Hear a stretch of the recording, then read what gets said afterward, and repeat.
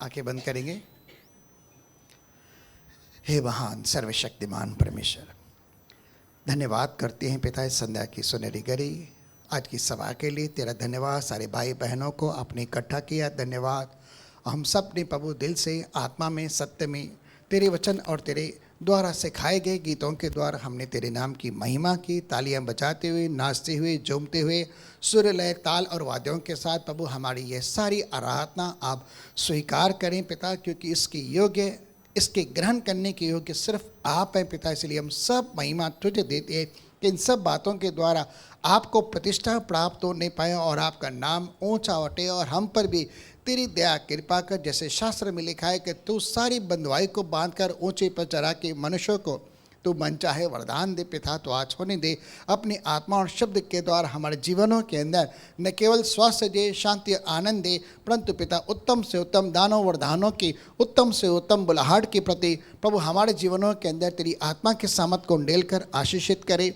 और दुआ करते इन सारी भेंटों को आप स्वीकार करें जो दशमांश अर्पण और उठाने की भेंट के तौर भवन के अंदर आए हैं। और पिता हम दुआ करते इन्हें पवित्र ठहरा, तेरे राज्य की बराबर के लिए इनका इस्तेमाल हो। जिन्होंने जो कुछ भी दिया उनके जीवन में 100 गुना तेरे द्वारा प्रतिफल आने पाए। और जहाँ कहीं भी प्रभु इनकी दाग की बारियों के अंदर नाश करने वाला है, इनके घर कार्य व्यापार के अंदर प्रभु शैतान को, उस नाश करने वाले को उनके जीवनों से दूर हटाकर तेरे लोगों की दाग की बारियों की रक्षा और सुरक्षा कर, और उनके लिए आकाश के जरों की ऐसे खोल कि इनके जीवन के अंदर ऐसा कोई भी क्षेत्र ना रहे जहाँ पर प्रभु ये तेरी अद्भुत आशीष को, अपरंपार आशीष की बारिश को न देखने पाए।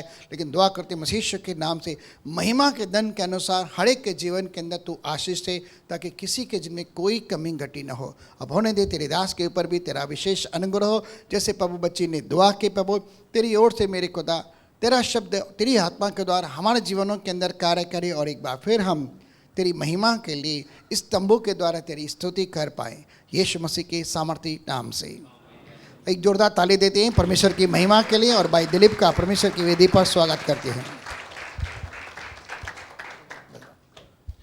जय मसीह, प्रेज द लॉर्ड। फिसले ना कदम कहीं राहों में, इसलिए वह न सोता है न दिन न रात में। क्या अद्भुत बात है हमारे प्रभु की कि दिन और रात वो जागता रहता है आपके लिए, मेरे लिए। कब किसे कहाँ कैसी ज़रूरत पड़ जाए, मुझसे कोई प्रार्थना करे और मैं सोऊं और उसको मदद नहीं कर पाऊं, लेकिन परमेश्वर कहता है वो दिन और रात आपके लिए जागता है। हर पल उसका ध्यान आपकी ओर है, हर पल वो आपके विषय में सोचता है, हर वक्त आप ही की चिंता करता है, क्योंकि आप उसके बहुत ही प्रिय हो, आप उसके बहुत ही प्यारे हो। प्रभु आपसे बहुत बहुत प्यार करता है। क्यों न एक ताली बजाकर प्रभु का धन्यवाद करें। कभी सोचा इस बारे में कि मूसा इतने साल उसने मेहनत की, 40 साल, इससे पहले की भी बात नहीं बोल रहा हूँ, लेकिन 40 साल लगातार निर्जन प्रदेश में इतने 20 लाख लोगों को अगुवाई करता रहा, उन्हें सिखाता रहा, उनके लिए लगातार प्रार्थना करता रहा, गाइडेंस देता रहा, इतना बोझ उनका उठाया, और आखिर में वही कनान देश में नहीं पहुंच पाया। परमेश्वर ने ऐसा क्यों किया? हाँ ठीक है, गलती हुई, क्षमा भी उसने मांगी, लेकिन ऐसा क्यों? थोड़ा अटपटी बात नहीं है ये बात कि मूसा यार इतना, इसके जैसा नम्र व्यक्ति कोई था ही नहीं, इतनी प्रार्थना करने वाला, लेकिन फिर भी कनान देश में नहीं पहुंच पाया। उसने विनती भी की, प्रभु बोला नहीं, फिर से इस बारे में मुझे बात नहीं करना, तू केवल देख पाएगा लेकिन जा नहीं पाएगा। तो ये बात अटपटी नहीं लग रही आपको? क्या परमेश्वर को उसको क्षमा कर देना नहीं चाहिए था? परमेश्वर को उससे कनान देश में प्रवेश करने देना चाहिए था? आप क्या कहते हैं? अरे हाँ ना, कुछ तो बोलिए, हाँ या ना, हाँ या ना। अरे भाई हाँ या ना, ऐसे लग रहा है ना क्वेश्चन, भाई क्यों नहीं क्षमा किया परमेश्वर ने? बाइबल के अंदर लिखा है, यूहन्ना के अंदर, जो व्यवस्था किसके द्वारा आई? व्यवस्था, कानून मूसा के द्वारा आया, लेकिन दया, प्रेम, अनुग्रह किसके द्वारा आया? प्रभु यीशु मसीह के द्वारा। अब यीशु मसीह, पिछले समय में चले जाइए, जब मूसा का समय था, मूसा ने कानून दिया, नियम दिया, लेकिन उनको लेके जाने वाला मूसा नहीं था। सारे इजरायलियों को कनान देश में लेके जाने वाला कौन था? यहोशू था। यहोशू उनको वहां से लेकर गया था, मूसा नहीं लेकर गया, यहोशू लेकर गया। अब इसको समझने का प्रयास कीजिए। यहाँ पर ये कानून है, मूसा ये जो है उनको कनान देश में नहीं प्रवेश करा सकता, क्योंकि कानून के जरिए कोई भी धर्मी नहीं ठहर सकता। लेकिन यहोशू, उसका मतलब क्या है? यीशु। यहोशू भी हम कहते हैं ना, यहोशू का मतलब यीशु मसीह है। यीशु उनको लेकर गया। कानून के जरिए, व्यवस्था के जरिए कभी भी आप स्वर्ग को प्राप्त नहीं कर सकते, लेकिन केवल और केवल अनुग्रह और कृपा के द्वारा, उसके प्रेम के द्वारा आप कनान देश अर्थात स्वर्ग में प्रवेश कर सकते हैं। मूसा वहाँ पर नहीं जा पाया क्योंकि उसने कानून लाया, लेकिन यहोशू अनुग्रह के द्वारा उनको अंदर लेकर गया। लेकिन क्या परमेश्वर ने उसको नरक में भेज दिया? नहीं, उसको नरक में नहीं भेजा। परमेश्वर ने, पहली बात, व्यवस्था विवरण अगर आप पढ़ेंगे ना, तो वहाँ पर कब्र, जब मूसा मरा तो उसकी कब्र किसी इंसान ने नहीं बनाई, परमेश्वर ने खुद उसकी कब्र बनाई। उसको दफनाया किसने? कहीं पर भी नहीं लिखा है, लेकिन व्यवस्था विवरण का आखिरी चैप्टर, आखिरी पोर्शन में लिखा है परमेश्वर ने खुद उसे दफनाया। किससे भी नहीं मालूम है कि उसकी कब्र कहाँ है, व्यवस्था विवरण में पढ़ेंगे। उसके बाद में उसकी लाश के विषय में भी बहुत वाद विवाद हुआ। शैतान चाहता है उसकी लाश को मैं ले लूँ, लेकिन स्वर्गदूत ने उसकी रक्षा की, उसकी लाश की भी। हालांकि शरीर की कोई वैल्यू नहीं है, लेकिन जब यीशु मसीह का रूपांतर हुआ तो उसको कौन दिखाई दिए? लोगों, चेलों को कौन कौन दिखाई दिए? मूसा और एलिया। तो मूसा कहाँ पहुँच गया? स्वर्ग में। तो परमेश्वर ने ऐसा नहीं कि उसको चलो छोटी सी गलती की उसको नरक में भेज दिया, और कनान से भी बेहतर उसने अपनी शरण में उसको ले लिया। 120 साल को तू हो चुका है, अब क्या है धरती पर आएगा, आजा मेरे पास। मूसा डायरेक्ट स्वर्ग में परमेश्वर के पास। उसने साइकिल मांगी थी, परमेश्वर ने उसको कार दे दी। तो कई बार हम भी ऐसा कहते हैं, यार ऐसा क्यों नहीं हुआ, परमेश्वर ने ऐसा क्यों नहीं किया। परमेश्वर के पास आपके लिए बेहतर योजना है, और भी अच्छा और भी बेहतर आपको देना चाहता है। इसलिए परमेश्वर ने प्रार्थना नहीं सुनी, इसके लिए भी धन्यवाद। एक जोरदार ताली, क्योंकि वो बेहतर देने जा रहा है। आप साइकिल मांग रहे हो, वो कार देना चाहता है। इसलिए धन्यवाद कि प्रभु तूने मुझे साइकिल नहीं दी, लेकिन धन्यवाद तू मुझे कार देने वाला, अर्थात जो आप इससे भी बेहतर देने वाला है। कनान देश तो थोड़ा सा समय वो रहता, लेकिन परमेश्वर ने उसे अपने पास स्वर्ग में बुला लिया। प्रभु का धन्यवाद हो। तो हम पिछले समय में सीख रहे हैं, यूहन्ना 4 अध्याय के 24 वचन में हमने सीखा कि परमेश्वर एक आत्मा है, और उसकी जो आराधना कैसी होनी चाहिए? आत्मा और सच्चाई के द्वारा हुआ। तो हम तंबू के विषय में भी सीख रहे हैं। इस बात को याद रखिए कि तंबू को 3 हिस्से हैं। तंबू के अंदर बाहरी आंगन है, पवित्र स्थान है, और परम पवित्र स्थान है जहाँ पर परमेश्वर की उपस्थिति है।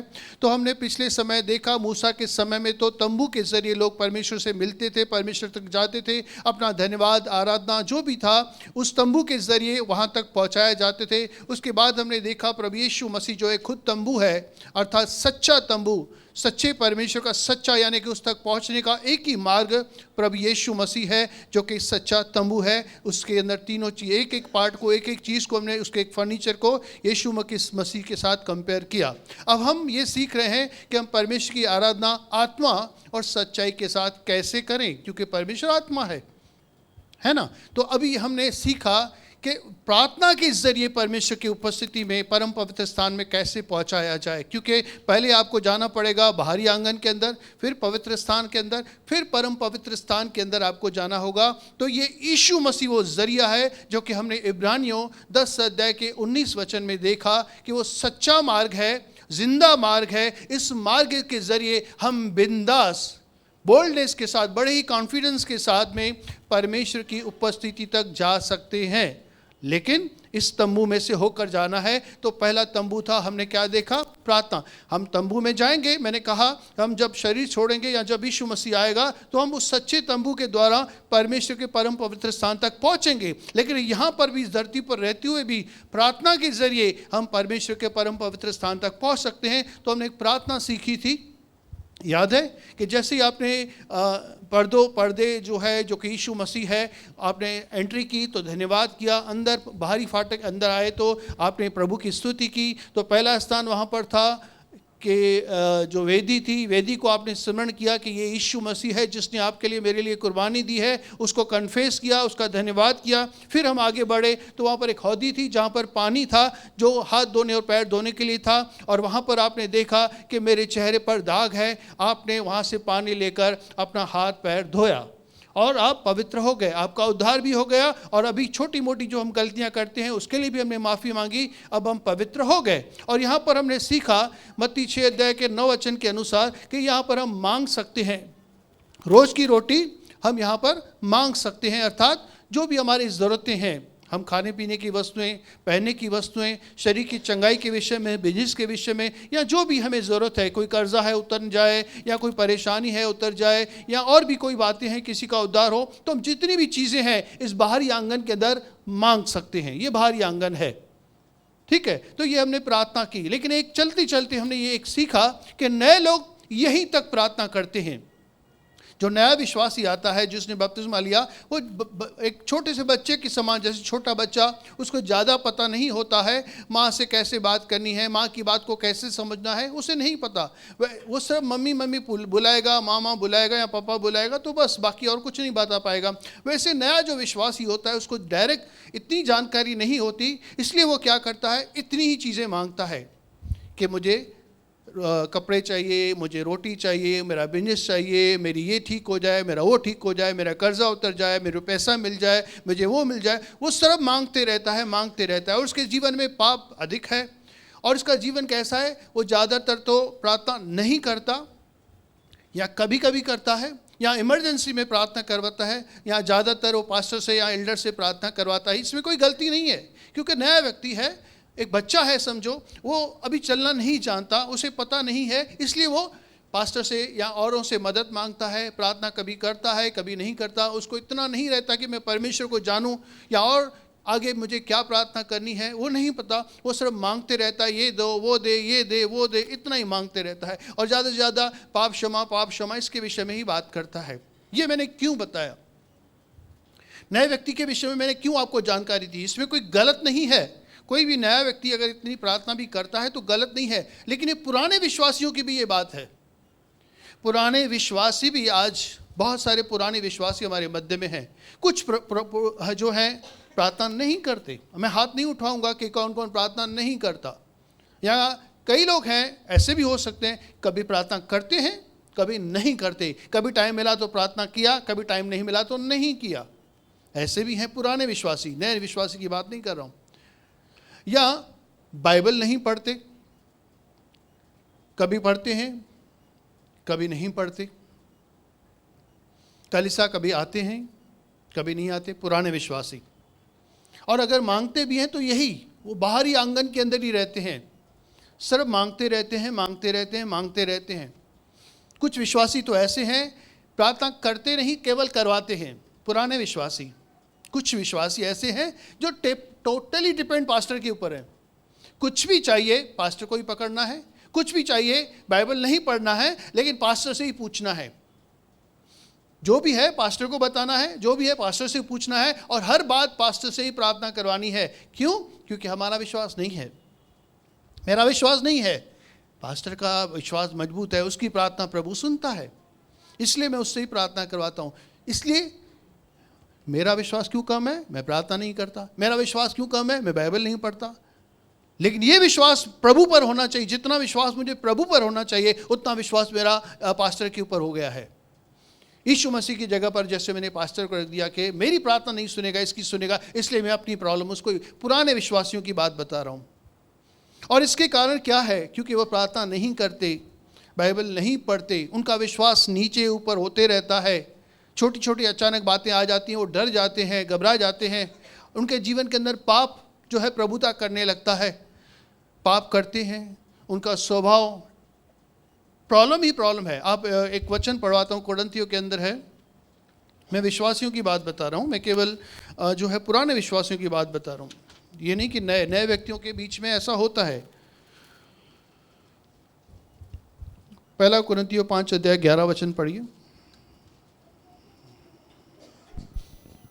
मेरा कहना यह है कि यदि कोई भाई कहलाकर व्यभिचारी या लोभी या मूर्ति पूजक या गाली देने वाला या पियक्कर या अंधेर करने वाला हो तो उसकी संगति मत करना। तो ये कुरिन्थियों के अंदर पौलुस जो है लेटर लिख रहा है कि जो विश्वासी, ऐसे संसार के बारे में नहीं बोल रहा है, एक विश्वासी जो मूर्ति पूजक है, एक विश्वासी जो व्यभिचारी है, एक विश्वासी जो गाली देने वाला है, एक विश्वासी जो है गलत काम करने वाला है, उसके साथ तुम भोजन तक नहीं करना। मतलब विश्वासी इंसान जो है जिसका भरोसा परमेश्वर पर कम, पास्टर के ऊपर, एल्डर के ऊपर ज़्यादा है, या खुद बाइबल नहीं पढ़ता, प्रार्थना नहीं करता, वो ऐसे काम करता है। ऐसे कुछ विश्वासी हैं जिनका जीवन अविश्वासियों के समान बीत रहा है, जो एक कॉम्प्रोमाइज चलता है ना। संसार में रहना है तो झूठ तो बोलना पड़ेगा ना, धंधे में है थोड़ी मिलावट तो करनी ही पड़ेगी ना, गाली थोड़ी निकलती है तो क्या होता है, थोड़ा माफ़ी मांग लेते हैं। गहरे गहरे पाप भी हम लोग करते हैं, हम लोग, मैं कह रहा हूँ इसलिए हम सब लोग के बारे में कह रहा हूँ। हम विश्वासी, हमने कॉम्प्रोमाइज़ कर दिया कि ये मेरी चीज़ मेरे अंदर से नहीं निकल सकती, गाली मेरी निकलती है। या कोई तंबाकू खाता है, नहीं, तंबाकू के साथ कॉम्प्रोमाइज़ हो गया, सब ठीक हो गया, लेकिन मैं तंबाकू नहीं छोड़ सकता, और अब इसके लिए मैंने प्रार्थना करना भी छोड़ दिया है। तंबाकू मैं खाते रहूँगा, जर्दा में खाते रहूँगा, मैंने इसके साथ साठगांठ जैसे ये कर दिया है, इसको मैं नहीं छोड़ूंगा, इसको नहीं छोड़ूंगा, व्यभिचार को नहीं छोड़ूंगा, या उसको नहीं छोड़ूंगा। बहुत सारी पुराने विश्वासियों ने एक आदत बना ली है, वो बाहरी आंगन के अंदर ही रह रहे हैं, आगे बढ़ना ही नहीं है। आत्मा और सच्चाई के साथ तो आगे ही बात है, लेकिन इस आंगन, बाहरी आंगन के अंदर ही बस प्रार्थना चाहिए कि मुझे ये चाहिए, मुझे वो चाहिए, पाप क्षमा, पाप क्षमा, पाप क्षमा, इतना ही है। हमारे जीवन में, हमारे स्वभाव में, हमारे बिहेवियर में कोई भी चिंता नहीं। हमारा विश्वास जितना 2 साल पहले था, 4 साल पहले था, उतना ही है, ऊपर कम नीचे कम। प्रभु भोज में आज मंगलवार के दिन कम, पब्लिक थोड़ी कम है, लेकिन जिस दिन प्रभु भोज होता है तो बहुत भीड़ होती है। क्यों, मुझे बताइए। वहाँ पे नए लोग आते हैं। मंगलवार के दिन जब प्रभु भोज होता है तो पहले भीड़ कम होती है, मतलब जिस दिन प्रभु भोज नहीं है तो भीड़ कम है, लेकिन जैसे प्रभु भोज है उस दिन भीड़ बहुत है। क्यों? नए लोग आते हैं इसलिए कि पुराने लोग आते हैं, प्रभु भोज लेने के लिए आते हैं, प्रभु भोज में सम्मिलित होने के लिए आते हैं, सहभागिता करने आते हैं। लेकिन प्रभु भोज में ही क्यों? उनका भरोसा रोटी पर आ गया है, उनका भरोसा दाखरस पर आ गया है, जबकि दाखरस रोटी इसके बारे में कहता है कि परमेश्वर का वचन हमारे लिए रोटी है। वो इसको महत्व नहीं देते, लेकिन भोजन को महत्व देते हैं। जैसे कि कोई प्रसाद है कि मैंने खाया और मेरे जीवन में कुछ परिवर्तन होगा, मेरे पाप क्षमा हो जाएंगे, मैं परमेश्वर के और करीब आ जाऊंगा, मेरे अंदर शक्ति आ जाएगी, या कुछ अच्छा ही हो जाएगा, ऐसे उन्होंने धारणा की है। इसलिए प्रभु, अच्छा, बीच में एक पास्टर साहब आए थे, उन्होंने बहुत सारे जो है भविष्यवाणी की, बहुत सारे चमत्कार भी हुए, है ना। अगर मैं कहूँ कि ये मंगलवार को पास्टर आने वाले हैं, अगर मैं ऐसा कह दूं कि ये मंगलवार के दिन पे वो पास्टर आएंगे और बहुत चमत्कार होंगे, यहाँ पर कितनी भीड़ होगी? बहुत ज़्यादा भीड़ होगी। हम चिन्ह और चमत्कार, बाहरी आंगन जो है ना, वहाँ पर रोशनी जो है सूरज और चांद की आती थी, सूरज, और वहाँ पर जो है 5 सेंसेस जो है ना हमारे, देखना, सुनना, चखना, सूंघना, ये 5, इसके ऊपर हमारा डिपेंड है कि परमेश्वर की उपस्थिति बहुत थी। आज नहीं है, आज परमेश्वर की उपस्थिति नहीं लग रही है। हम फीलिंग्स के ऊपर जाते हैं, हम आंखों पे देखते हैं, कोई गिर गया, किसी ने चिल्लाया जोर से, या कोई भविष्यवाणी कर रहा है, तो मतलब परमेश्वर की उपस्थिति बहुतायत से है। हमारा फोकस इनके ऊपर हो गया कि मैं देखूंगा तो विश्वास करूंगा, महसूस करूंगा तो मैं विश्वास करूंगा, लेकिन विश्वास देखी हुई चीज़ों पर नहीं, अनदेखी। आज परमेश्वर है कि नहीं यहाँ पे? कैसे बोल रहे हैं कि हाँ ठीक है, बोलते हैं सब लोग, मैं भी बोल रहा हूँ, आप फील नहीं कर रहे हैं। लेकिन हम अगर कोई चमत्कारी, कोई ऐसा आ जाए, ऐसे भविष्यवाणी करने लगे, कोई चमत्कार करने लगे, 2-4 लोग गिरने लगे, किसी के लिए कुछ बता दिया, इतनी भीड़ लग जाएगी। लोग फ़ोन करके उस दिन बुला रहे थे, तू भी आ जा, तू भी आ जा, प्रार्थना करवा। वैसे क्यों नहीं?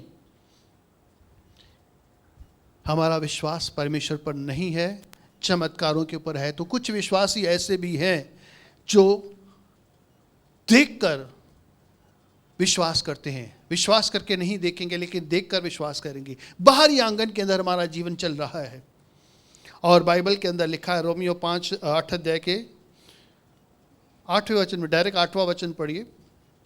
5 से वैसे में पढ़वाने वाला था, रोमियो 8 अध्याय का 5 से 8 था, लेकिन 8वां सिर्फ डायरेक्ट वचन पढ़िए। और जो शारीरिक दशा में है वे परमेश्वर को प्रसन्न नहीं कर सकते। ये शारीरिक दशा में हैं, और ऐसे लोग जो पाप के अंदर जीवन बिता रहे हैं, कॉम्प्रोमाइज़ करके जीवन में चल रहे हैं, ऐसे लोग जो हैं कभी भी परमेश्वर को प्रसन्न नहीं कर पाएंगे। लेकिन हम जो आराधना सीख रहे हैं, हमें परमेश्वर को प्रसन्न करना है। जो आराधना में करनी है उससे हमारा प्रभु खुश होना चाहिए। दुखी होना चाहिए कि खुश होना चाहिए? जब किसी की आराधना होती है, स्तुति होती है परमेश्वर की, तो परमेश्वर प्रसन्न होता है ना। लेकिन हमारी आराधना अगर ऐसी है तो परमेश्वर प्रसन्न नहीं होता। हम ऐसे लोग परमेश्वर को प्रसन्न नहीं कर सकते तो वे स्वर्ग जा पाएंगे? कुरिन्थियों के अंदर तो पौलुस कहता है उनके साथ भोजन भी मत करो। ऐसे लोगों जो गाली देने वाला बिलीवर है, विश्वासी है, जो व्यभिचारी है, तो उसके साथ भोजन भी नहीं करो, संगति भी नहीं करो, तो क्या वो स्वर्ग में रहेंगे?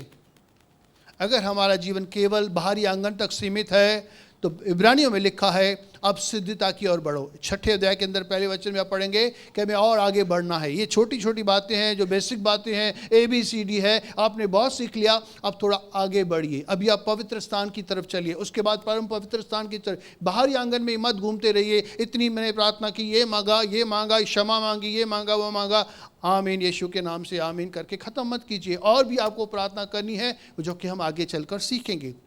ये था प्रार्थना के जरिए परम पवित्र स्थान तक पहुंचने का मार्ग। अब हम चलते हैं चलता फिरता तंबू। चलता फिरता, पहला कुरिन्थियों 6 अध्याय का 19 वचन में पढ़ा था। टॉक और वॉक 2 तरीके हैं।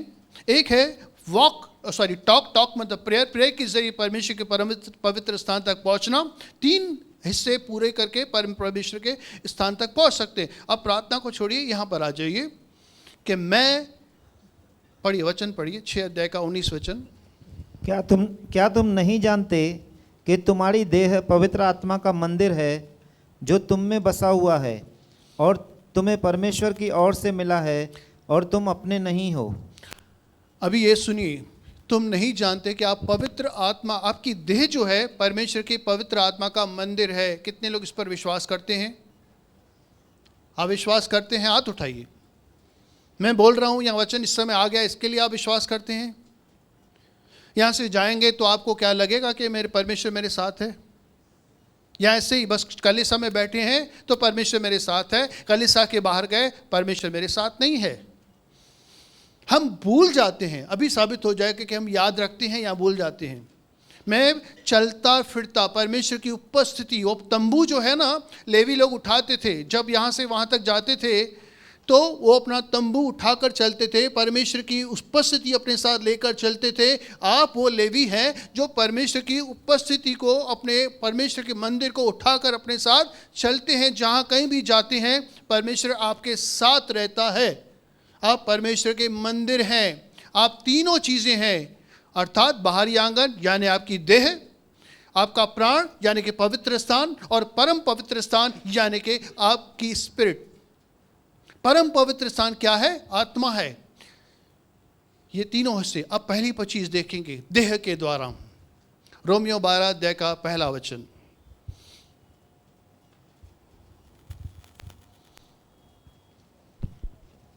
इसीलिए हे भाइयों, मैं तुमसे परमेश्वर की दया सिमरन दिलाकर विनती करता हूँ कि अपने शरीरों को जीवित और पवित्र और परमेश्वर को भावता हुआ बलिदान करके चढ़ाओ, यही तुम्हारी आत्मिक सेवा है। आत्मिक सेवा, अंग्रेजी में ऐसा लिखा है, this is your reasonable service या वर्शिप। आप आराधना करना चाहते हैं, आप आराधक बनना चाहते हैं, तो ये करना पड़ेगा आपको। कैसे? अपनी देह को आपको कुर्बान करना है, आपके शरीर को कुर्बान करना है। कैसे करना है? आपको अपना शरीर, जो बाहर का आंगन था यानी कि उसके अंदर एक वेदी थी, इस वेदी की जगह पर क्या होता था? बलिदान होता था। अब यहाँ पर आप बाहरी आंगन हो, आपको अपना शरीर बलिदान करना है और इसके द्वारा आप परमेश्वर की आराधना कर सकते हो। कितनी देर? 1 घंटा नहीं, 24 घंटा। हफ्ते में 1 दिन, संडे के दिन, रविवार के दिन जैसे कलीसिया आते हैं, नहीं, 7 दिन। क्या केवल कलीसिया के अंदर? हर जगह, जहाँ कहीं भी आप जाते हो, हर जगह आपको ये बलिदान देना है। 24 घंटे, 365 दिन, हर जगह पर आपको ये आराधना करनी है। कैसे करनी है? और वो आराधना कैसी होनी चाहिए? पवित्र होनी चाहिए। पुराने समय के अंदर एक मुर्दा जानवर को चढ़ाया जाता था। इन जानवर को, कबूतर को, किसको भी मार के उसको चढ़ाया जाता था, लेकिन यहाँ पर जीवित बलिदान चाहिए। और ये उद्धार के लिए नहीं है, उद्धार के लिए यीशु मसीह ने आपका उद्धार कर दिया है, अपना बलिदान देकर, अपना लहू देकर आपका उद्धार कर दिया है। अब आपके लहू की आवश्यकता नहीं है, अभी बलिदान बंद हो गए। यीशु मसीह एक ही बलिदान है जिसके द्वारा सब कुछ हो गया, सारा जो है प्रायश्चित हो गया उसके द्वारा। अब कोई बलिदान बाकी नहीं है। अब जो बलिदान चाहिए आप हैं। अब तक आपने गाया, अब तक आपने बोला, अब तक आपने बहुत चीज़ें की, अब ये प्रैक्टिकल करके दिखाइए। जीऊंगा मरूंगा मैं प्रभु के लिए, अब करके दिखाइए। बोलने के द्वारा मैंने समझा बोला लाख लाख तेरा धन्यवाद है। एक जन ने बोला प्रभु तेरा धन्यवाद, और मैंने बोला प्रभु लाख लाख तेरा धन्यवाद। तो किसने ज़्यादा किया? मैंने तो सब शब्द डाल दिया, लाख लाख, करोड़ों करोड़ प्रभु बोलने में क्या जाता है? धन्यवाद एक ही किया, लेकिन साथ में सब डाल दिया करोड़ों धन्यवाद। प्रैक्टिकल आ जाइए, अभी प्रैक्टिकली हम लोग करेंगे, बोलने के द्वारा नहीं। वो प्रेयर हो गई। यहाँ पर 1 घंटा हमने बोल दिया, गा लिया, धन्यवाद आपकी प्रभु, आपने आराधना स्वीकार की, लेकिन अब प्रैक्टिकल बारी है। प्रैक्टिकल जो आपने गाया करके दिखाइए, अब एक्शन में लाइए, उस चीज़ को एक्शन में लेकर आइए। 24 घंटे जहाँ कहीं जाते हैं परमेश्वर आपके साथ है, याद रखना इस बात को।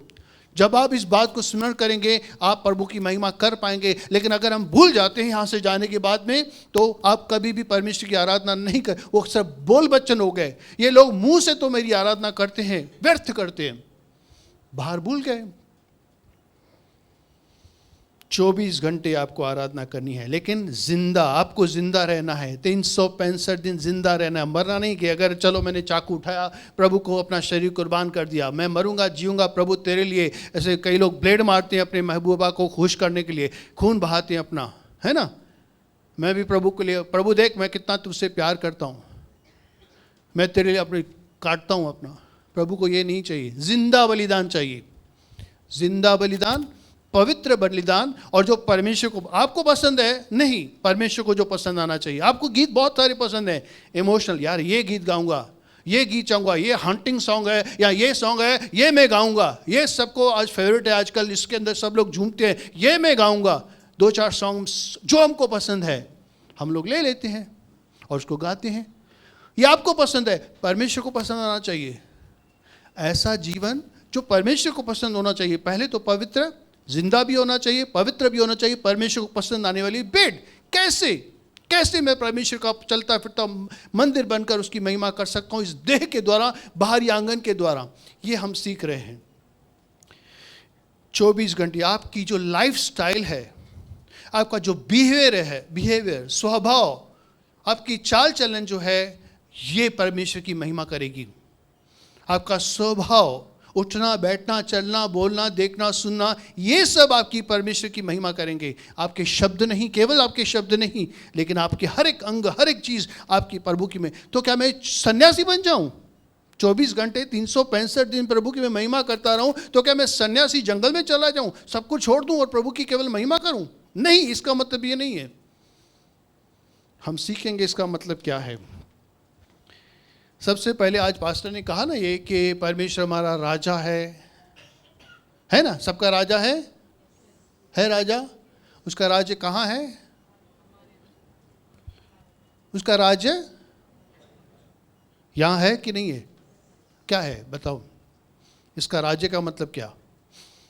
परमेश्वर ने सूरज को कहा, आज तक वो है, चांद को कहा, आज तक है, मौसम को कहा, आज तक बदलते हैं, पक्षियों को, ज़मीन को आशीष दी कि उसके अंदर बीज डालो, उसके अंदर से बरसात आती है, धूप छाँव सब होते रहता है। एक ही जगह पर उसकी आज्ञा नहीं चलती, वो है इंसान के जीवन में। उसकी इच्छा पूरी, हम गीत भी गाते हैं, तेरी इच्छा पूरी हो जाए। 6:9 के अंदर भी बोलते हैं, तेरा राज्य आए, तेरी इच्छा जैसे स्वर्ग में पूरी होती है धरती पर हो। धरती पर कहाँ पे? हमारे जीवन के अंदर। क्योंकि हम जो है परमेश्वर की आज्ञा का पालन नहीं करते, शरीर की वासनाएं, शरीर की अभिलाषाएं, संसार की अभिलाषाएं, शैतान ने जो डाल दिया, शरीर जो मांगता है हम वो करते हैं। लेकिन जो परमेश्वर चाहता है अगर वो करते हैं तो उसका राज्य यहाँ पर आ गया है। वो अगर चाहता है वो मेरा राजा है तो उसका राज्य यहाँ पर होना चाहिए कि जैसा वो कहता है, जिसने वो कानून बनाया, अगर वो मैं करता हूँ तो परमेश्वर का राज्य यहाँ पर आ गया है। लेकिन वाकई क्या आज्ञा है, राज है। हम रोमियो 10 अध्याय के अंदर हमने कहा ना, यीशु मसीह जीवित प्रभु है। प्रभु का मतलब स्वामी है, मेरा मालिक है। आप कारखाने में अगर हमारे चले जाओ या कहीं ऑफिस में चले जाओ, कहीं पर भी जो एम्प्लॉइज़ रहते हैं, जो मैनेजर रहता है उसकी, या सेठ रहता है उसकी, वर्कर जो लोग हैं या उसके काम करने वाले उसकी आज्ञा का पालन करते हैं, है ना। वो उनका स्वामी रहता है कि वो लोग स्वामी को आज्ञा देते हैं कि तू ऐसा कर। कौन किसको आज्ञा देता है, किसकी कौन मानता है? जो वर्कर्स हैं वो स्वामी की आज्ञा पालन करते हैं। यीशु मसीह हमारा मालिक है, यीशु मसीह मेरा स्वामी है। ये हमने रोमियो 10 अध्याय के 9 वचन में स्वीकार किया था। यदि तू यीशु मसीह को अपना प्रभु स्वीकार करे, आपने स्वीकार किया यीशु मसीह मेरा प्रभु है, मेरा स्वामी है, मेरा मालिक है, अगर है तो आज्ञाएं मानना कहाँ है? तुम मुझे बेकार में मेरे स्वामी स्वामी कहते हो, लेकिन आज्ञाओं पे तो चलते नहीं हो। मत्ती 7 अध्याय के 21 वचन में क्या यीशु मसीह कह रहा है? बेकार में तुम मुझे हे प्रभु कहते हो, मानते तो कुछ नहीं हो, सिर्फ हे प्रभु। अगर हम मानेंगे तो हम वर्शिप कर रहे हैं, अगर नहीं मानते तो व्यर्थ है। हमारी आराधना 1 घंटा जो हमने की व्यर्थ है। 1 कुरिन्थियों 6 अध्याय का 19-20 वापस पढ़िए।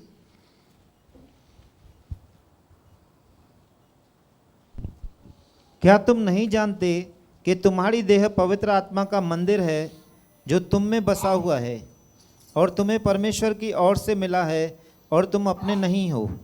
20 क्योंकि दाम देकर मोल लिए गए हो, इसीलिए अपनी देह के द्वारा परमेश्वर की महिमा करो।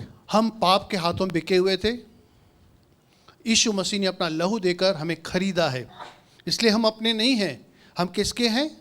उसकी प्रॉपर्टी हैं। यीशु मसीह ने दाम चुकाया, आपको खरीद लिया है। ये मैंने मोबाइल खरीदा, समझो पहले कंपनी के पास था या किसी के पास था, वहाँ से मैंने खरीदा। जब तक उसके पास था उसका अधिकार था, लेकिन मैंने पैसे दिए, मोबाइल मेरे पास आया। अब ये किसकी प्रॉपर्टी है? मेरी प्रॉपर्टी है। इसके ऊपर मैं जितना चाहूँ ऐप डाल सकता हूँ, जितने चाहे सिम डाल सकता हूँ, यानी कि कोई आइडिया का, जियो का, जो सिम चाहिए मेरी मर्जी है। जो जितनी देर तक मैं वीडियो देखना चाहूँ या कुछ भी, व्हाट्सएप या कुछ भी करना चाहूँ, मेरी मर्जी है, क्योंकि इसके ऊपर मेरा अधिकार है ना? सही है कि नहीं? अब यीशु मसीह ने आपको खरीद लिया है तो किसका अधिकार होना चाहिए? यीशु मसीह का। उसका हक है आपके ऊपर।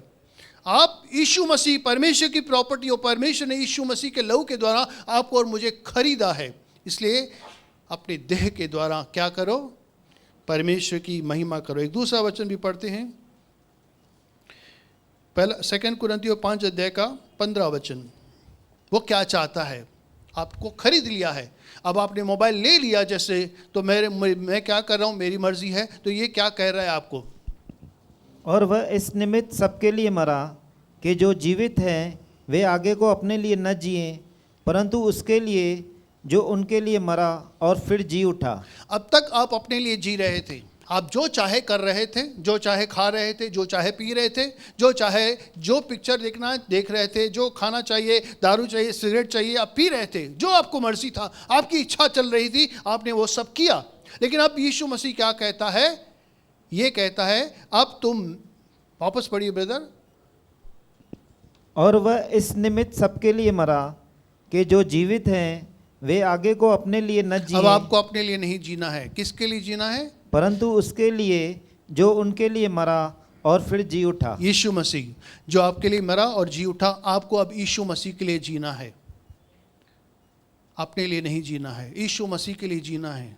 मैं फिर से कहता हूँ, मैं सन्यासी बनने के लिए नहीं कह रहा है। अगर आप अपने परमेश्वर की आत्मा और सच्चाई के साथ आराधना करना चाहते हैं तो पहला वचन है देह के द्वारा परमेश्वर की आराधना, और देह की आराधना मतलब परमेश्वर की इच्छा को पूरा करना। जब आपने बपतिस्मा लिया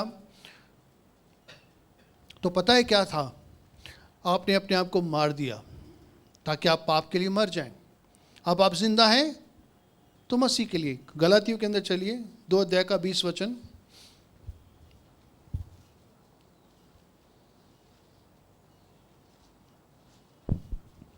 मैं मसीह के साथ क्रूस पर चढ़ाया गया हूँ, और अब मैं जीवित न रहा पर मसीह मुझ में जीवित है। क्या ये आप कह सकते हो?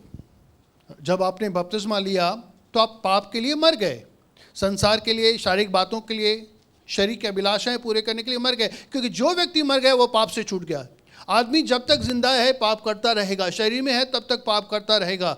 लेकिन क्या किया आपने? आपने बपतिस्मा लिया। बपतिस्मा लेने के बाद बाइबल में लिखा है आप मर गए, इसलिए पाप से छूट गए। इसलिए पाप तुम्हारे शरीर में राज्य न करे। आपके शरीर में अगर पाप अभी भी राज्य कर रहा है, परमेश्वर यीशु मसीह राज्य नहीं कर रहा है, तो अभी तक आपने जन्म लिया ही नहीं है। अगर जन्म लिया है तो अब धीरे धीरे, जैसे बच्चा जन्म लेता है तो धीरे धीरे चलने लगता है। गिरता ज़रूर है, ऐसा नहीं कि सीधा उठा और चला भागता रहा, नहीं, कई बार गिरता है, लेकिन फिर से उठाया जाता है और वो चलता है। आप यीशु मसीह में आपने नया जन्म पाया है। यीशु मसीह के साथ आप क्रूस पर चढ़ाए गए थे, आप पहला मर गए। अभी आगे एक वचन पढ़ते हैं, इफिसियों 4 अध्याय का 22 से 23, 24।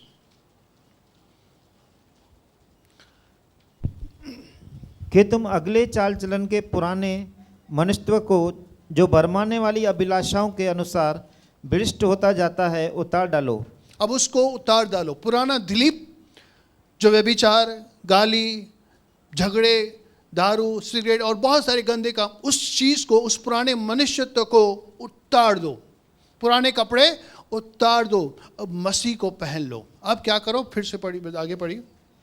कि तुम अगले चाल चलन के पुराने मनुष्य को जो भरमाने वाली अभिलाषाओं के अनुसार भ्रष्ट होता जाता है उतार डालो और अपने मन के आत्मिक स्वभाव में नए बनते जाओ। अब धीरे धीरे जैसे आप पैदा हुए हो, धीरे धीरे भाषा बोलना सीखो, मम्मी बोलना सीखो, पप्पा बोलना सीखो। जैसे बच्चे छोटे होते हैं बोलना सीखते हैं, उनका माँ बाप उनको सिखाता है, धीरे धीरे वो चलना सीखते हैं, हाथ और पैर के बल पे चलना, फिर खड़े होते हैं, धीरे धीरे चलना सीखते हैं। अब आप सीखो। आप पहले स्वभाव के अंदर मर गए हो, लेकिन आपने नए स्वभाव के अंदर आपने जीवन और जन्म पाया है। अब वो स्वभाव जियो, उस पुराने चीज़ को पकड़े मत रहो।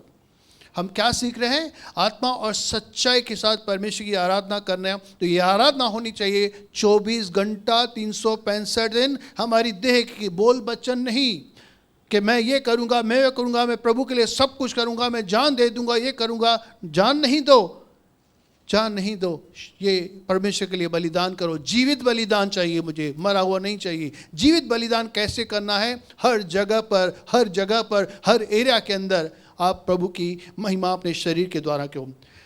अब रोमियो 6 अध्याय का 13 वचन पढ़िए। पहले हम इन हाथों से क्या करते थे? चीटिंग करते थे, पत्ते हिलते थे, दारू पीते थे और भी गंदे गंदे काम करते थे। इन आँखों के ज़रिए क्या क्या करते थे? गंदी चीज़ें, गंदी तस्वीरें और गंदी बातें देखते थे। इन कानों के ज़रिए गंदगी सुनते थे। इस शरीर के द्वारा हम क्या करते थे?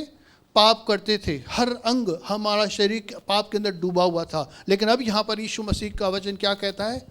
और न अपने अंगों को अधर्म के हथियार होने के लिए पाप को सौंपो। पहले हमने पाप को सौंप दिया था। जैसा कर पाप, जैसे शैतान चलाता, जैसे शरीर चलाता, जैसे पाप हमें आगे देता, हम वो पाप करते। दारू पीते, सिगरेट पीते, ये पीते, पता सब कुछ था, लेकिन हम करते थे। इन हाथों से सिगरेट, इन हाथों से दारू, इन हाथों से बहुत सारे गंदे काम करते थे।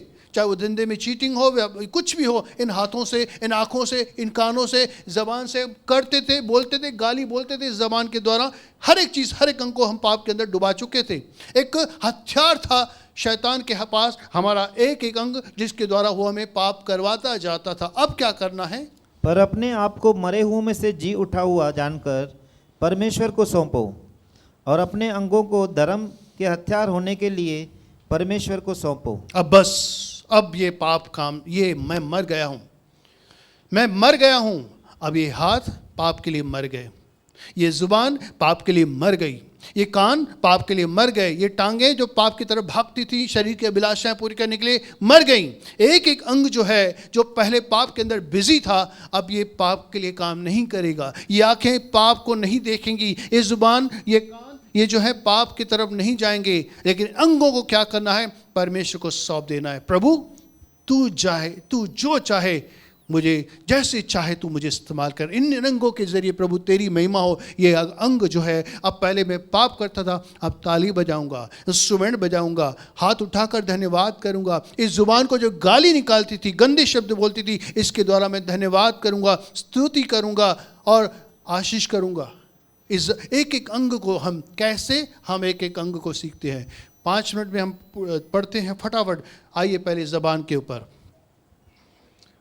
ये ज़बान जो है, इसके अंदर जीवन मृत्यु है, इसके अंदर हड्डी नहीं है कोई। ये ज़बान बहुत ही खतरनाक है। याकूब के अंदर कहा गया है ये आग है। ज़ुबान जो है, ये भाषा हमारी बोलना चालना जो है, ये आग के समान है, जला देती है, जंगल को जला देती है। इसके अंदर जहर भरा है, लोगों को मार सकती है। ये ज़ुबान जो है हमारी हथियार से भी कहीं तीखी है। ज़ुबान जो है हमारी मार सकती है। इस ज़ुबान के अंदर कोई कंट्रोल नहीं है। ये ज़ुबान बहुत ही खतरनाक है। इसी के द्वारा हम बहुत कुछ करते थे। गाली छोटी सी बात है, बहुत सारी चीज़ें इस ज़ुबान के ज़रिए करते थे। अब ये अंग जो है, इसके द्वारा परमेश्वर की महिमा होनी चाहिए 24 घंटा। कैसे होगी? कैसे होगी? चुप रहकर तो हो ही जाएगी, क्योंकि अगर हम बोलेंगे तो बहुत बार गलतियां करते हैं, लेकिन अगर बोलते हैं तो क्या बोलेंगे। चलिए वचन पढ़ते हैं कुछ। भक्त लोग, याकूब 1:26 लोग, हम सब परमेश्वर के आराधक हैं। यदि कोई अपने आप को भक्त समझे और अपनी जीभ पर लगाम न दे, पर अपने हृदय को धोखा दे, तो उसकी भक्ति व्यर्थ है। आपने बहुत भक्ति की, बहुत गीत गाए, बहुत कुछ आराधना की, बहुत कुछ किया, आपके ज़ुबान के ऊपर कंट्रोल नहीं है। मतलब कंट्रोल नहीं है, मतलब जब आप बोलते हैं तो गाली भी देते हैं, वर्क ट्रैफिक में अटक गए, रिक्शा के भाड़ा देते समय कोई चीज़ कम कोरियर के थ्रू आ गई, कम ज़्यादा आ गई, आपकी ज़ुबान में क्या निकलता है। कभी गुस्सा आ गया, आपकी ज़ुबान से क्या निकल रहा है।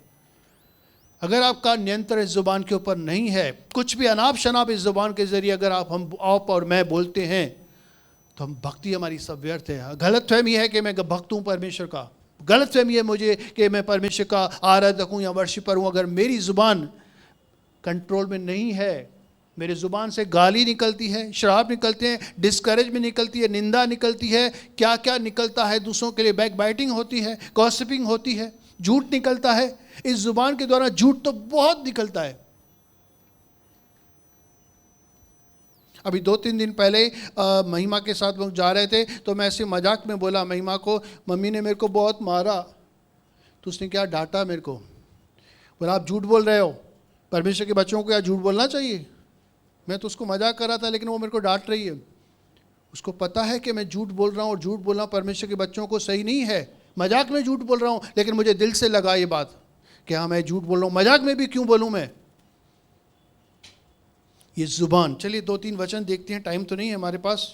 याकूब के अंदर ही 3 अध्याय का 6 से 12 सब वचन हम लोग पढ़ते जाते हैं कि आप समझ सको कि आज के बाद में जब यहाँ से आप निकलोगे, यहाँ से निकलने के बाद में जब आप मंगलवार को आते हो या दूसरे संडे को आते हो, इसके बीच में आप परमेश्वर का मंदिर हो, परमेश्वर की उपस्थिति आपके साथ है, परमेश्वर आपके अंदर रहता है। आपको कैसे बोलना है, ज़ुबान के द्वारा मुझे कैसे महिमा करनी है, पहले तो मुझे क्या नहीं करना है और उसके बाद में क्या करना है। ठीक है, वचन पढ़िए। जीभ भी एक आग है। जीभ हमारे अंगों में अधर्म का एक लोक है और सारी देह पर कलंक लगाती है और भवचक्र में आग लगा देती है और नरक कुंड की आग से जलती रहती है।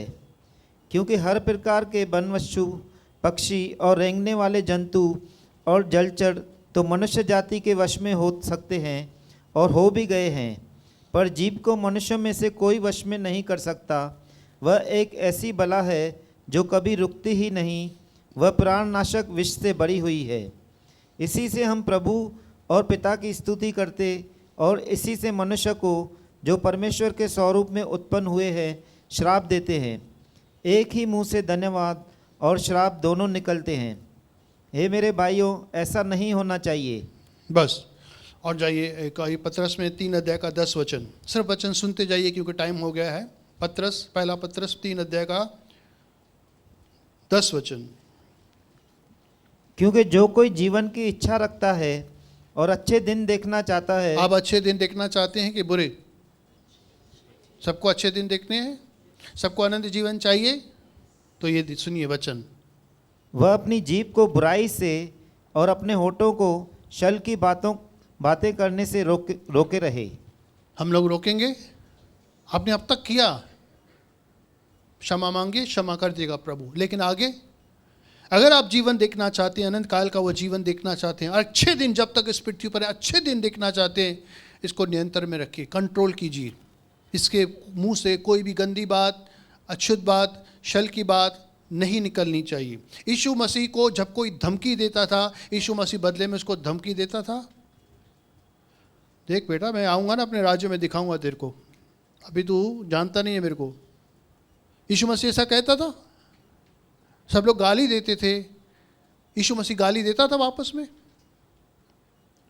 यीशु मसीह ने कभी गाली नहीं दी, कभी किसी को उल्टा जवाब नहीं दिया, कभी किसी को धमकी नहीं दी। आप भी बंद कीजिए बेटा, अभी तो यीशु मसीह में उन्हें तो मैं दिखाता तेरे को, यीशु मसीह के अंदर मैं हूँ, नहीं तो हम लोग बिलीवर लोग हैं, विश्वासी लोग हैं, यीशु मसीह में हम लोग नहीं करते झगड़ा, नहीं तो तेरे को मैं दिखाता। अभी आप भी धमकी देना बंद कीजिए, गाली मत दीजिए। उसने दी तो तभी मैंने गाली दी ना, उसने दी ना पहले, इसलिए मैंने गाली दी। वो टेढ़ा बात कर रहा था तभी मैंने गाली दी। यीशु मसीह को भी बहुत लोग टेढ़ा ही बोलते थे। जब यीशु मसीह ने गाली नहीं, तो आप यीशु मसीह के स्वरूप में हैं, अभी आपको भी गाली नहीं देनी है, चुप रहना है, ठीक है? तो यीशु मसीह नहीं की तो हमें भी नहीं करनी है। फटाफट देखेंगे इफिसियों 4 अध्याय का 29, जैसे महिमा ने अभी भी कहा और कहते रहती है। कोई गंदी बात तुम्हारे मुंह से न निकले, पर आवश्यकता के अनुसार वही जो उन्नति के लिए उत्तम हो, ताकि उससे सुनने वालों पर अनुग्रह हो। जो भी मुंह से शब्द निकले दूसरे के लिए आशीष हो, इंकरेजमेंट हो, भलाई हो, कोई ऐसी बात नहीं हो कि जिसके द्वारा परमेश्वर की निंदा हो या गंदी बात हो या गाली बात हो, कोई मुंह से आपको ऐसा। अब लास्ट वचन एक पढ़ते हैं, नीति वचन 21 का 23।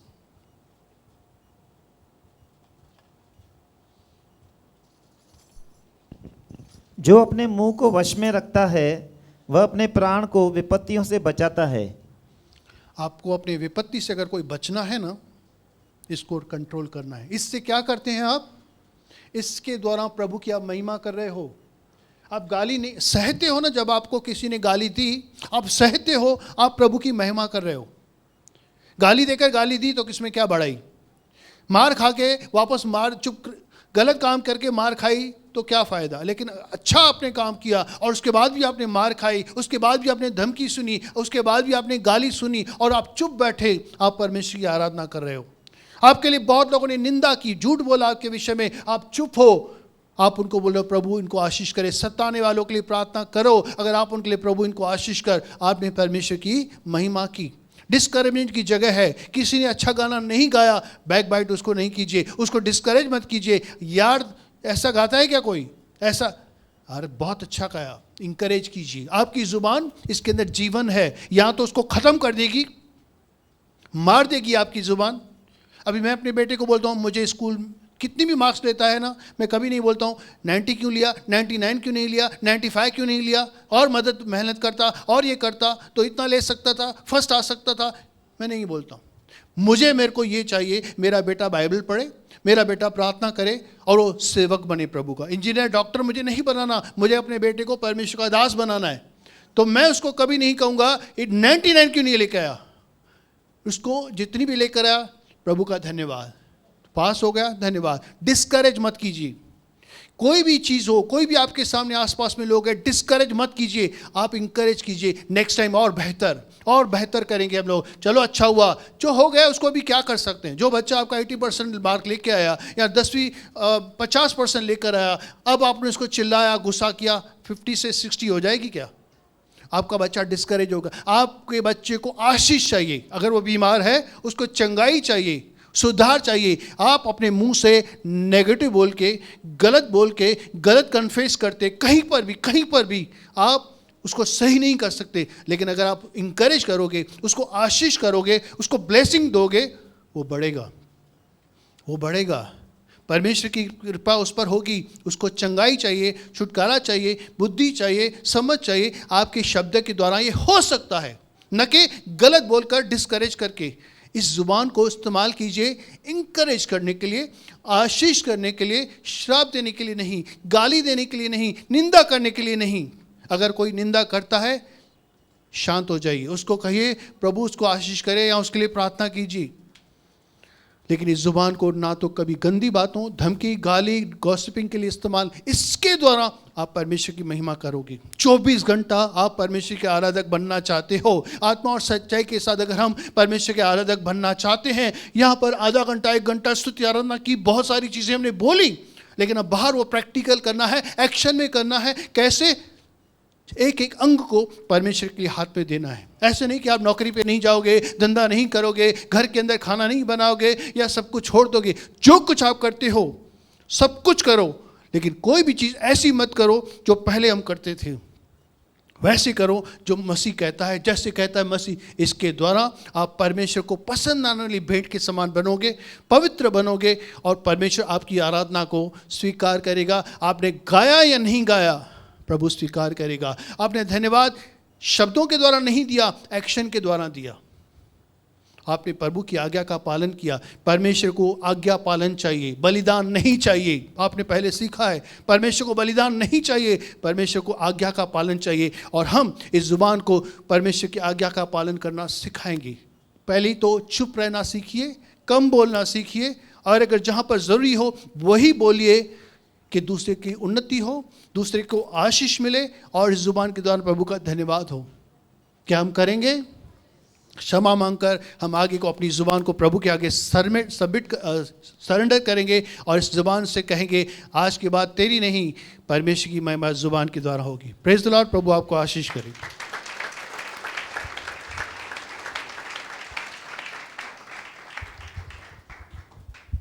हालेलुया। जैसे कि अनाउंसमेंट हुई, नेक्स्ट संडे के दिन हम सब प्रभु भोज की विधि के अंदर सम्मिलित होने जा रहे हैं, और वह दिन पाम संडे का दिन है। 29 तारीख मार्च को हम प्रभु भोज की विधि के अंदर सम्मिलित होंगे। और जैसे कि अप्रैल का महीना आ रहा है, सबको पता है अप्रैल के महीने में मसीह लोगों के लिए 2 त्यौहार आ रहे हैं।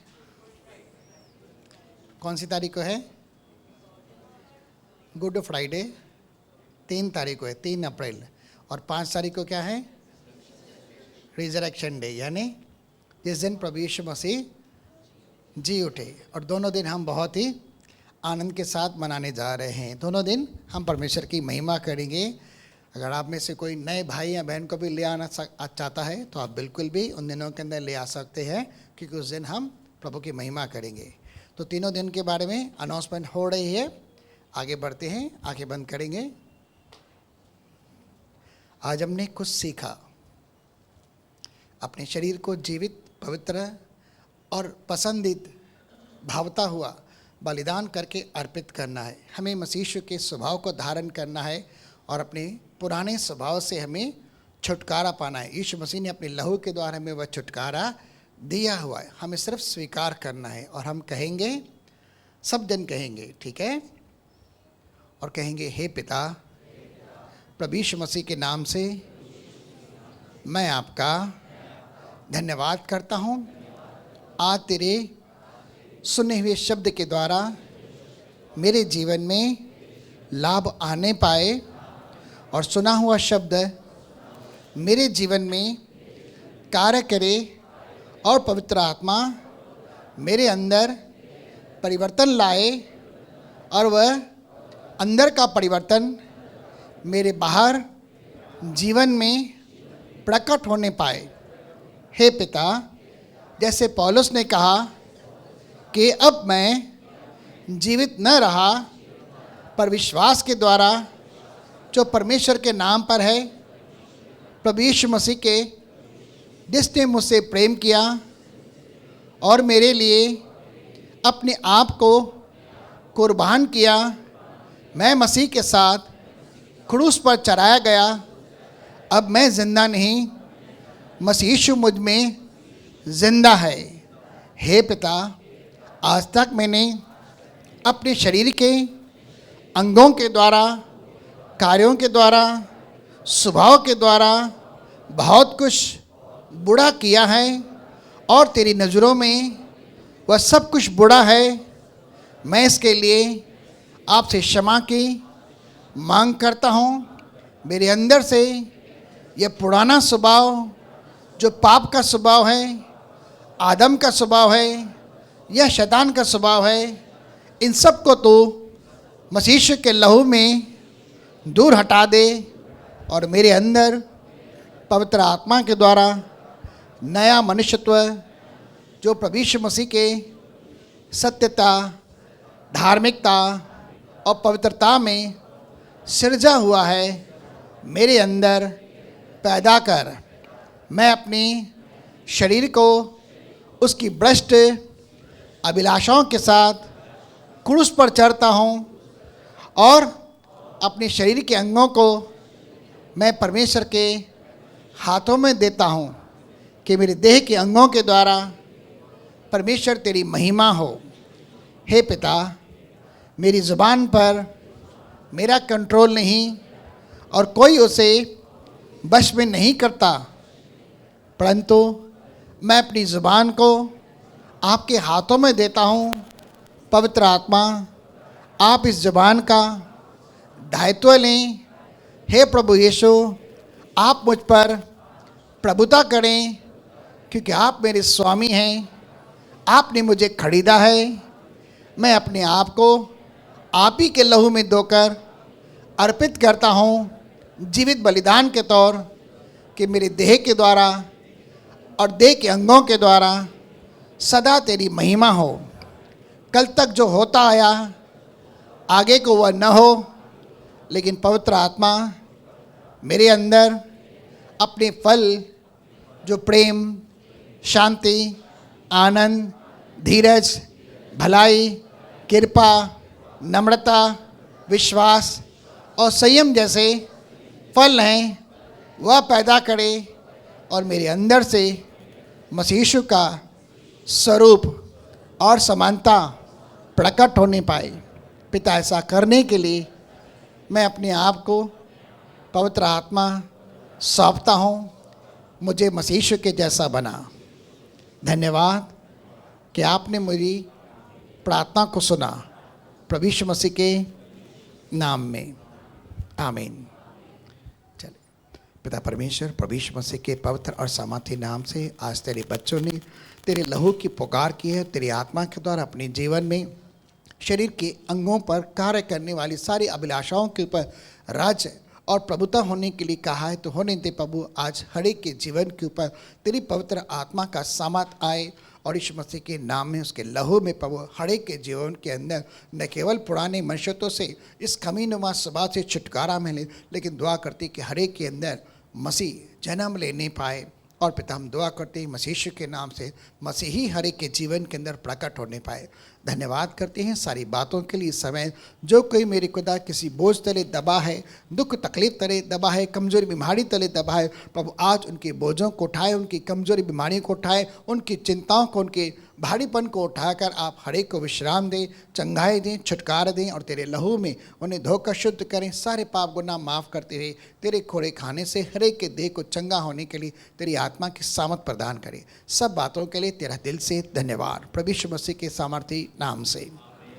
अब पिता परमेश्वर का प्रेम, प्रभु यीशु मसीह का अनुग्रह और पवित्र आत्मा की सहभागिता अब से लेकर सर्वदा तक, जब तक मसीह यीशु बादलों पर आए, हम तमाम भाइयों और बहनों के साथ बनी रहे और बढ़ती रहे। सारे भाई बहन बोलेंगे, बोल प्रभु यीशु मसीह की। परमेश्वर आप सबको आशीष करे, अनुग्रह शांति से भरे। भाई लोग भाइयों से, बहनें बहनों से हाथ मिलाकर प्रेज़ लॉर्ड कर सकते हैं।